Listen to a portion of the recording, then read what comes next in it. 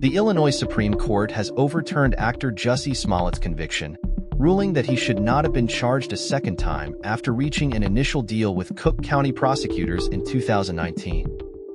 The former Empire star was convicted of staging a racist and homophobic attack on himself and lying to police. Smollett, who is black and identifies as gay, alleged that in January 2019, two men attacked him in Chicago's Streeterville neighborhood, shouting slurs, placing a noose around his neck, and proclaiming, "This is MAGA country." Initially, Smollett's claims drew widespread sympathy, but the narrative shifted when Chicago police alleged the attack was a hoax.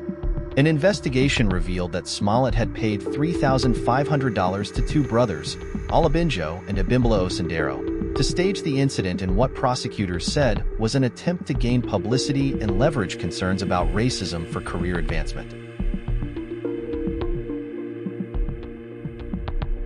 In a controversial move, the Cook County State's Attorney's Office struck a deal with Smollett, dropping charges in exchange for him forfeiting his $10,000 bond and completing community service. The lack of an apology or admission of guilt sparked backlash, with then-Mayor Rahm Emanuel calling it a whitewash of justice. This is without a doubt a whitewash of justice and sends a clear message that if you're in a position of influence and power, you'll get treated one way, other people will be treated another way. There is no accountability then in the system.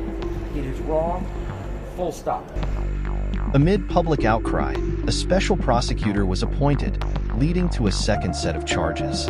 Smollett was convicted in 2021 on 5 counts of felony disorderly conduct. This week, the Illinois Supreme Court ruled that appointing the special prosecutor violated Smollett's rights, effectively voiding his conviction. Nanayuche, Smollett's attorney, argued that his client was unfairly targeted because of his celebrity status. We have a unanimous decision from the Supreme Court, 5-0. Remember, there was no dissent. 5-0, saying he was treated unfairly, that this was an unfair process, and when you have an unfair process, you have a travesty of justice, which is exactly what happened here. If this was the regular Joe down the street, this case would never even have gone to trial. No prosecutor would have taken this case to trial. It was ridiculous. There was no direct evidence linking him to anything. So I think at this point, Jussie wants to move on with his life. And he had already started doing that. I think this is a chapter, it's closed behind him. It's unfortunate what happened to him. He was railroaded. This was a travesty. And I think the truth eventually comes out. And that's what we're seeing here today.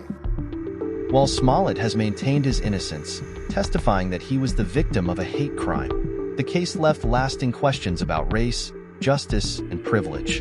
The decision brings legal closure to a case that gripped the nation, but its cultural and social implications will likely linger for years to come.